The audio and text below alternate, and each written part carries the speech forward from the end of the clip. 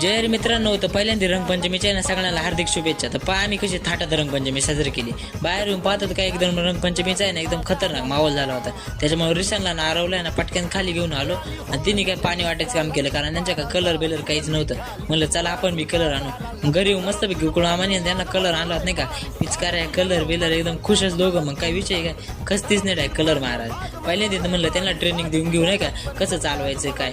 आरायला तर काय चालवता येत नव्हती. त्यानं म्हणलं तू आता गणगणित राह, मी तर काय तुला वल्ला गेल्या सोडणार नाही. मग दोघांना मस्त पैकीनं वल्ल करायला सुरुवात केली. पाण्यानेच वल्ल गेलं, कारण घर फार काळं निळं करतात.